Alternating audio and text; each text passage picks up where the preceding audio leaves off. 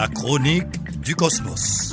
Chaque vendredi sur le 97.9, Dr Jacques Nézy au micro. La République dominicaine est la tentation de l'hégémonie caribéenne. Qu'est-ce qui s'est passé dans la tête du président de la République dominicaine pour nourrir et exposer les prétentions à prendre en charge la crise haïtienne? Je cite, la question haïtienne ne concerne plus seulement la République dominicaine, mais désormais ce sont tous les pays qui doivent se mettre ensemble pour s'occuper d'Haïti.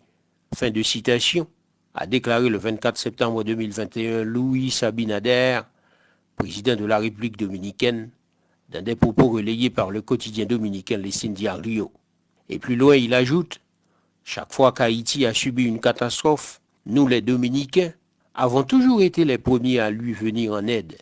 Cependant, la République dominicaine ne peut pas prendre en charge la crise politique et économique de ce pays, ni résoudre le reste de ses problèmes, a indiqué le président dominicain. Cette crise, je cite, doit être surmontée par les Haïtiens eux-mêmes et prise en charge par la communauté internationale. Fin de citation, a-t-il ajouté.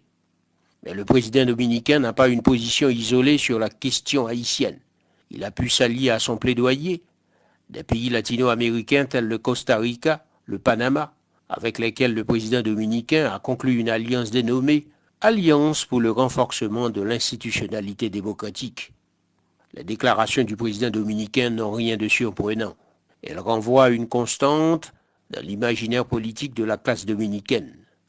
Haïti incarne en effet l'occupant qui, malgré ses penchants révolutionnaires, a libéré les pays hémisphériques du joug colonial, a soumis à sa domination à un moment donné ce qui est aujourd'hui la République dominicaine. Le colonisé n'est jamais amnésique, il garde dans son subconscient quelque chose de violent, comme le soutient Frantz Fanon dans Les damnés de la terre. Le colonialisme est source de violence et vise à chosifier les colonisés. Autant qu'Haïti se bat contre le colonialisme européen et états-unien, autant la République dominicaine démultiplie les registres en vue de réparer ce qui a été souillé. Mais la République dominicaine est comptable de massacres, de crimes, d'exactions, de violations des droits humains envers la République haïtienne, analysée par l'historienne haïtienne Suzy Castor dans son ouvrage Le massacre de 1937 et les relations haïtiano-dominicaines. Voilà pour la première interprétation. La deuxième interprétation, la migration haïtienne est un boulet pour tous les pays de la région. Les Haïtiens, jeunes désœuvrés, les repris de justice, les diplômés universitaires, les paumés, les hommes et femmes transformés en loques humaines, frappent sans répit aux portes du Panama, du Costa Rica, du Chili, du Brésil, du Mexique et celle des États-Unis, la destinée rêvée de tous les Haïtiens. Ces derniers voient dans la migration ce paradis des âmes perdues, cet Éden lugubre souvent, festif parfois, que les jeunes célèbrent dans un corps à corps avec la mort durant de longues heures de marche pour venir à bout de l'errance et de l'ennui solitaire.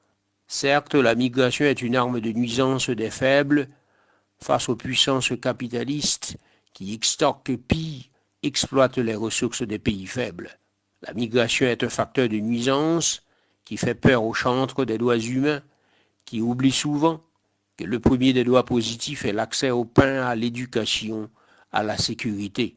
À force d'exporter la misère, de l'entretenir, de la nourrir, par la combinaison des logiques d'exploitation sauvage, la prédation gloutonne, par la captation de la souveraineté nationale, allant même jusqu'à la négation du vote des Haïtiens, la migration revient comme un effet de boomerang et saute au visage des cyniques. Mais du même coup, les élites haïtiennes ne peuvent fuir leurs responsabilités. Elles ne peuvent pas toujours réclamer auprès des pays d'accueil de la compassion permanente. Il faut comprendre ici le sens de la prétention de la République dominicaine. Elle veut qu'Haïti choisisse des femmes et des hommes responsables, capables de proposer des solutions humaines aux défis de la migration haïtienne. Ce n'est pas aux autres de prendre en charge le destin d'un peuple, fût-il valeureux et courageux. Il est moins influencé par les écrits révolutionnaires de Marx que la tentation de l'argent facile et de l'accumulation. Entre un contexte nourri de désenchantement de violence excessive et un pessimisme souvent proche de l'interprétation des faits, il semble que depuis la crise politique qui secoue la société haïtienne, Haïti hésite. Elle semble avoir du mal à effectuer un choix entre le passé glorieux, dosé de pratiques dénaturées en imposture démocratique, et un avenir prometteur, influencé par le choix d'un régime politique moderne et des réformes économiques profondes. Si Haïti échappe à cette tension, passé et présent, c'est pour s'ouvrir aux expérimentations hasardeuses d'un interventionnisme extensif qui, la soumettant tête baissée aux ordres du multilatéralisme arrogant, la mettant à bas sans défense aux actions de la communauté internationale, l'éloigne de sa capacité à construire le sens de son propre destin. Comment conçoit-on cette tension entre le passé et l'avenir? Quand jugera-t-on que les chemins empruntés aujourd'hui menacent l'avenir d'Haïti et revisitent le passé? Mais ne faut-il pas plutôt suivre la capacité sentimentale d'ordre interne à refuser des sentiers battus, tous tracés par les acteurs externes, pour retrouver le destin d'Haïti? Un destin qui se construit dans les crises, les incertitudes, les tensions, dans un mouvement permanent, propre, avec sa trajectoire historique. La chronique du Cosmos. Chaque vendredi sur le 97.9, Dr Jacques Nézi au micro.